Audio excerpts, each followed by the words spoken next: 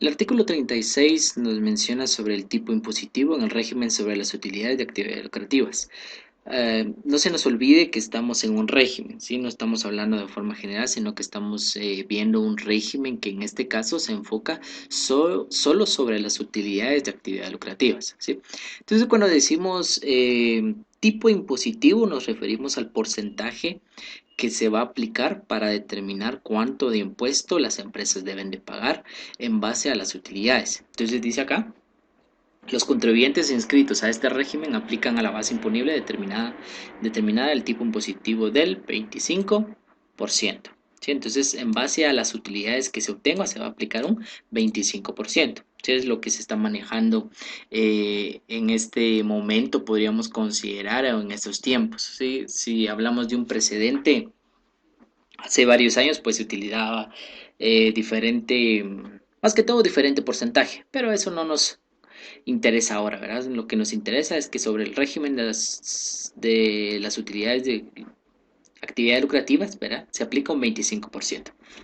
El artículo 37 habla sobre el periodo de liquidación definitiva anual. Ya lo he recalcado y nos menciona de que el periodo de liquidación principia el 1 de enero y termina el 31 de diciembre de cada año, ¿verdad? Y dice debe coincidir con el ejercicio contable del contribuyente.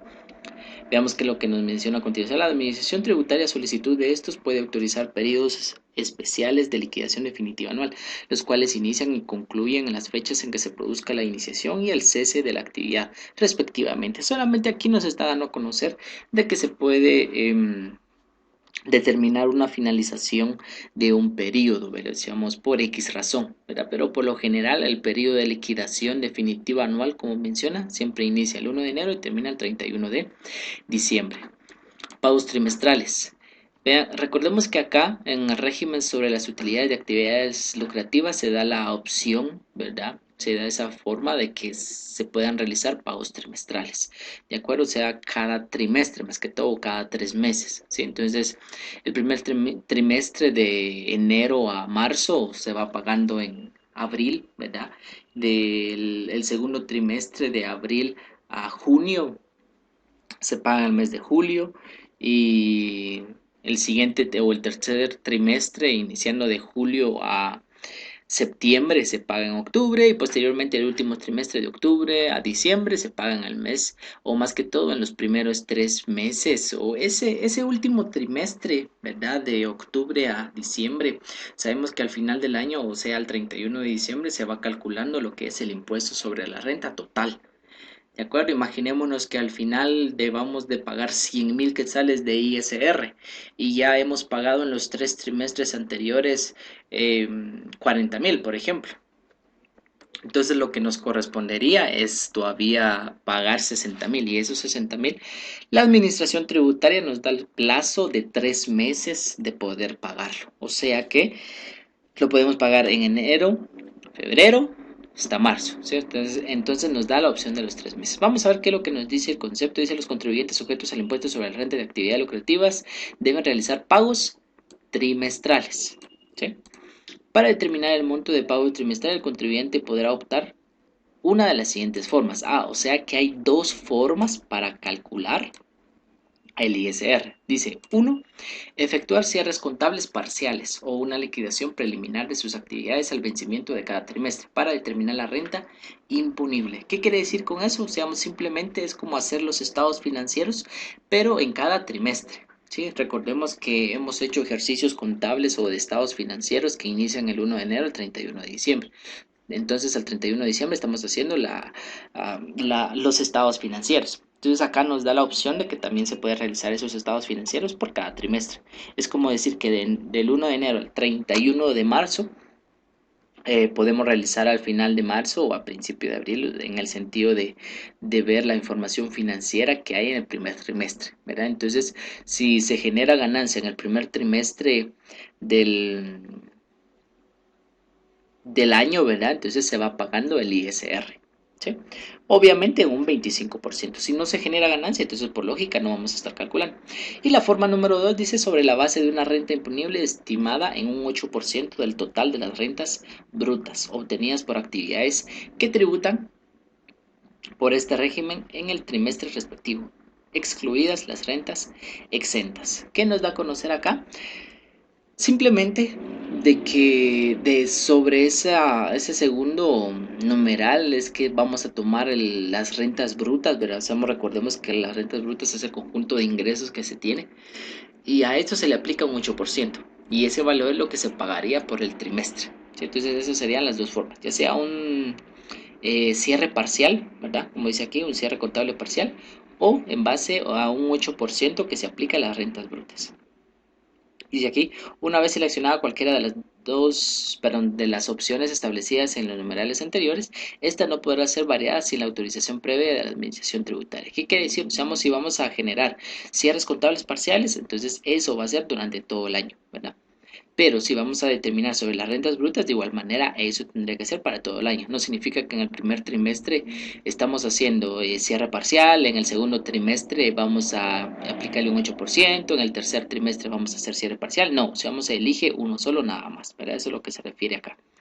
El pago del impuesto se efectúa por trimestre vencido y se liquida en forma definitiva anual. O sea que nos está mencionando acá el que se efectúa por trimestre vencido.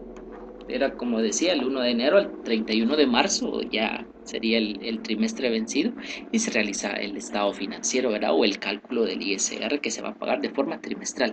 Y por lógica la liquidación anual, o sea, el 31 de diciembre, ¿verdad? Entonces sobre ese monto se determina cuánto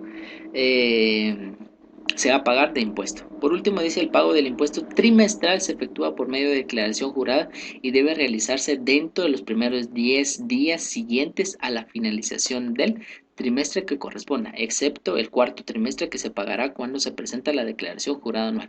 Los pagos efectuados trimestralmente serán acreditados para cancelar el impuesto sobre la renta, este régimen en el periodo, en el referido periodo anual de liquidación. ¿Qué significa esto? Era lo que yo les estaba diciendo hace un momento y lo vuelvo a repetir. El primer trimestre del 1 de enero al 31 de marzo se va a pagar, dice aquí, en los primeros 10 días de abril, ¿sí? Entonces es lo que estaba explicando, ¿de acuerdo? Espero que hayan puesto atención, ¿sí? Entonces del 1 de enero al 31 de marzo se va a pagar el ISR en los primeros 10 días de abril. Y de abril o el segundo trimestre de abril a junio se va a pagar en los 10 primeros días del mes de julio. Y así sucesivamente como lo explicaba anteriormente. Y el último periodo, que era lo que yo les mencionaba, o el último trimestre, mejor dicho, ¿verdad? O sea, se va a determinar cuánto es el total del ISR. Y al final para determinar, como me les mencionaba, imaginémonos que de ISR al final del año nos da 100.000 y como ya pagamos en los trimestres anteriores un monto de 40.000, por ejemplo, entonces vamos a restar y lo último que le deberíamos a la SAT sería 60.000 quetzales de ISR, que eso pues lo tendríamos que pagar en los primeros 3 meses del siguiente año. Y es lo que nos dice a continuación en el artículo 39.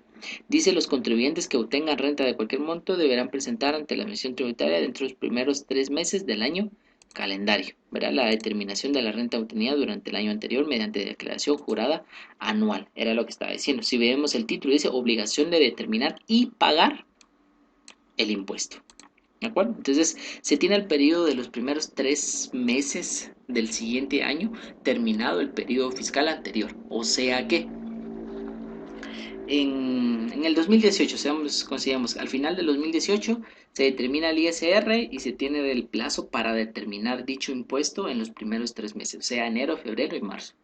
De igual manera, de lo del 2019 se presenta y se da a conocer y se paga en los primeros 3 meses del 2020 y así sucesivamente, ¿de acuerdo? Entonces eso es un detalle importante, ahí lo leen.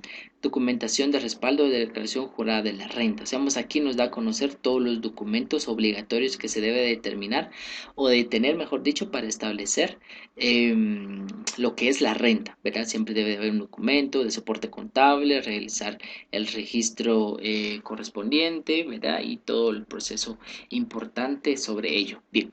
Evaluación de inventarios, aquí simplemente está hablando sobre los métodos que se utiliza para la evaluación de inventario, ¿verdad? Recordemos Que no se nos olvide, tenemos lo que es, aquí dice, o la ley del ISR nos menciona sobre el costo de producción, primero en entrar, primero en salir, el PEPS, verá costo ponderado, el precio histórico del bien.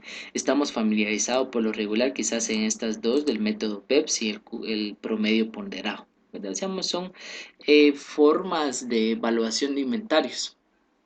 ¿De acuerdo? Yo no le doy realce acá por el hecho o ver un ejercicio porque eso ya lo hemos visto. ¿Verdad? Entonces considero innecesario, ya tenemos la noción de ello y simplemente cuando estemos en una empresa solo es cuestión de acoplarnos a la forma en el que vaya a estar determinando la empresa su método de evaluación.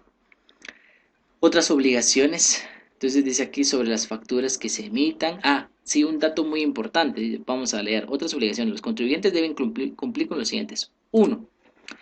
Consignar en las facturas que emitan por sus actividades grabadas la frase sujeto a pagos trimestrales, ¿verdad? Significa que cuando vemos una factura que dice sujeto a pagos trimestrales, dicha entidad reporta o paga su ISR de forma trimestral y hace liquidación anual, ¿verdad?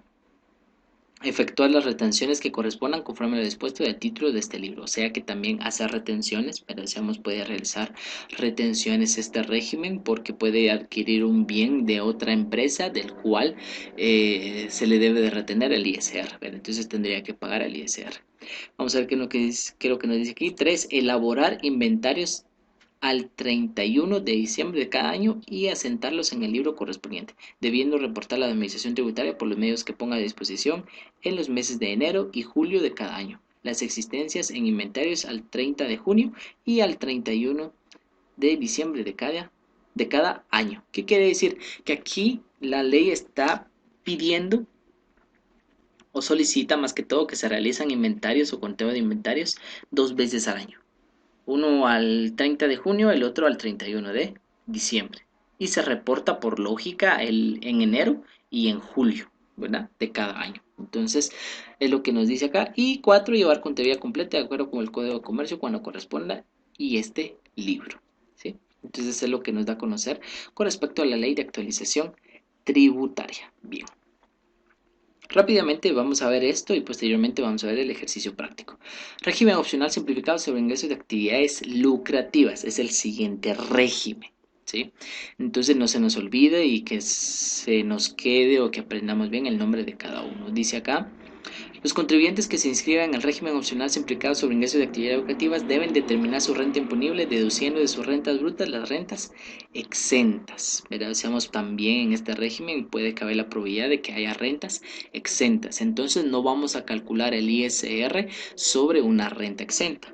¿De acuerdo? Solamente se va, por eso dice aquí, se debe de determinar en este caso el ISR en base a las rentas brutas menos las rentas exentas. Y el tipo impositivo, estamos algo familiarizados con ello, ¿verdad? De que si el valor de los ingresos sin el IVA, ¿verdad? Recordemos el valor de los ingresos sin el IVA, que sea de 1 centavo a 30.000 quetzales, se aplica un 5%. Y de 30.000 y 1 centavo en adelante, tiene un importe fijo, ¿verdad? Incluso aquí dice importe fijo de 1.500 quetzales. Y el tipo impositivo va a ser un 7% sobre el excedente. ¿Verdad? O sea, si tenemos un monto de 40.000, a esos 40.000 como excede de los 30.000, primero debemos de restar los 30.000, ¿verdad? Y eso nos da 10.000. Y 10.000 por el 7% y 10.000 por el 7%, ¿cuánto nos daría? 700 quetzales, ¿verdad? Muy bien. 700 quetzales y más 1.500, 2.200 quetzales pagaríamos de ISR por un ingreso de 40.000 quetzales. Periodo de liquidación. En este régimen el periodo de liquidación es mensual. ¿A qué se refiere con que es mensual? O sea, que el pago que se realiza del ISR debe de ser mensual.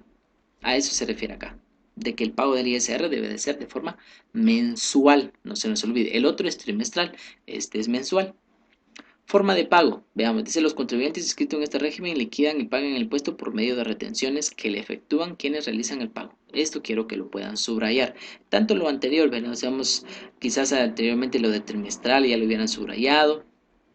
Aquí de que diga mensual, la forma de pago, podemos determinar esta parte, dice, y pagan el impuesto por medio de retenciones, ¿verdad? Seamos de que debe de retener el ISR cuando optan por este régimen sobre los ingresos de actividades lucrativas, que le efectúen quienes realicen el pago o acreditación en cuentas por la adquisición de bienes o servicios. Si dicho contribuyente realiza actividad lucrativa con personas individuales que no lleven contabilidad o que por alguna razón no le hayan efectuado retención, debe aplicar el tipo impositivo del 7% sobre los ingresos grabados que no fueron objeto de retención y pagar el impuesto directamente. ¿Qué quiere decir acá?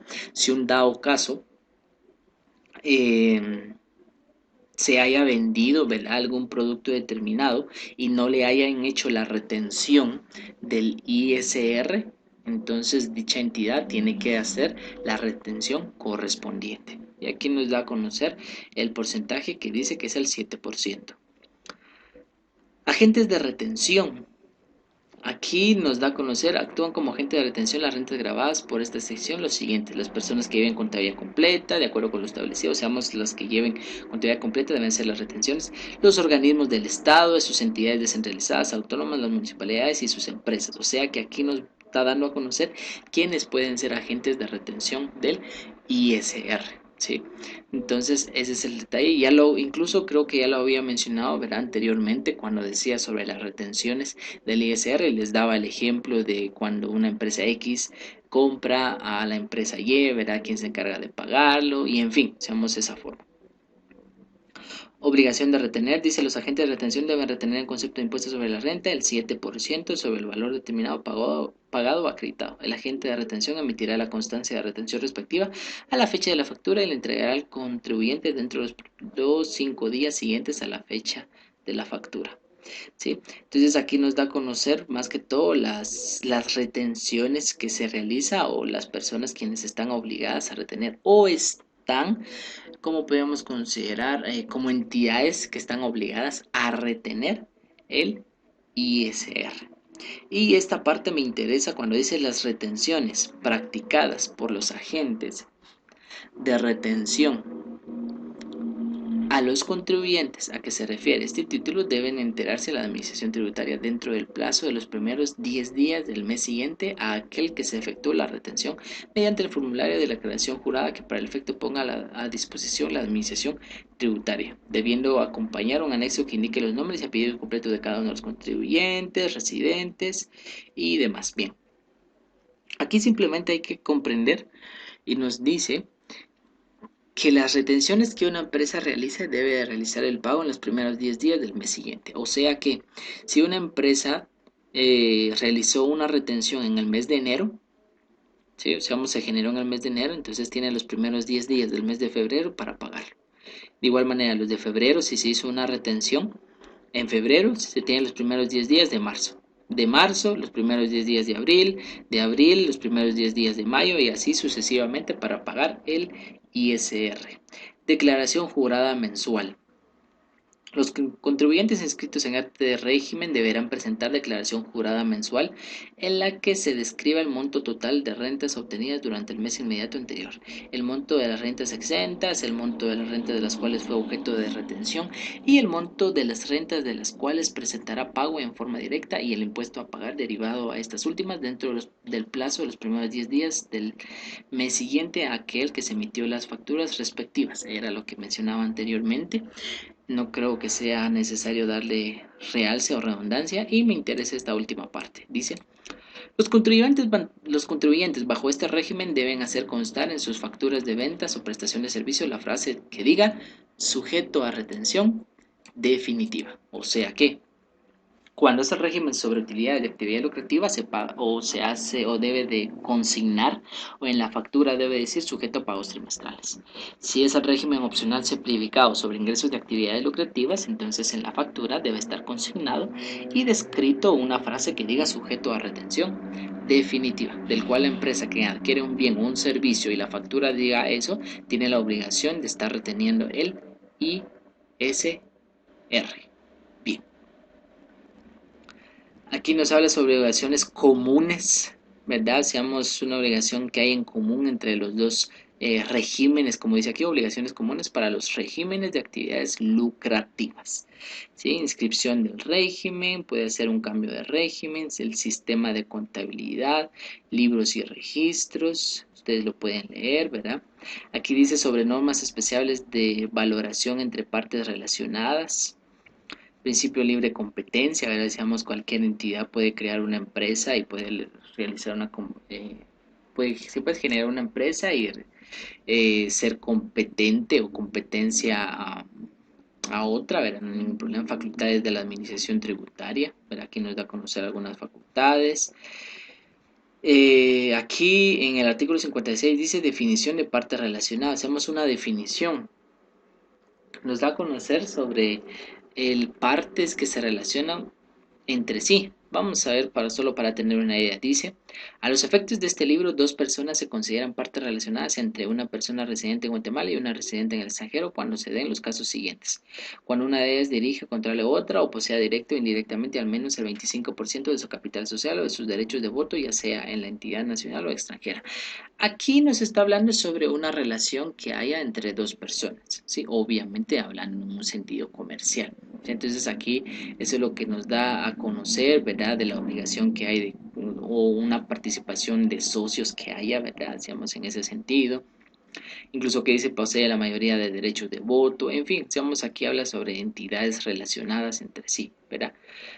Ámbito de objetivo de aplicación, nos habla sobre la aplicación, el análisis de operaciones contables, métodos para aplicar el principio de libre competencia. Bueno, aquí nos da ese sentido, considero que no hay mayor cosa que explicar, ¿verdad? Ustedes lo pueden leer sin ninguna dificultad y considerar cualquier punto de vista. Si alguno siempre pues tiene alguna duda, puede preguntar, ¿sí? Vamos a ver otros datos importantes. Incluso aquí nos dice información y documentación. Por favor, leen el artículo 65 cuando nos menciona sobre la información y documentación que se debe tener. ¿Sí? Vamos a ver algo que me interese para poder explicar. No, entonces llegamos aquí hasta el artículo 67. ¿De acuerdo? Entonces, subrayan las partes que les he mencionado. Aquí ya habla sobre rentas de trabajo en relación de dependencia, eso lo vamos a ver más adelante. Entonces, aquí termina lo que son las rentas de actividades lucrativas, así la primera categoría. Entonces, analicen cada uno de ellos en el siguiente video, yo ya voy a explicar la parte práctica. He enumerado los videos, así que vean los videos así en orden como yo se los he mandado, el nombre de los videos que les he mandado para no tener complicaciones en ese sentido.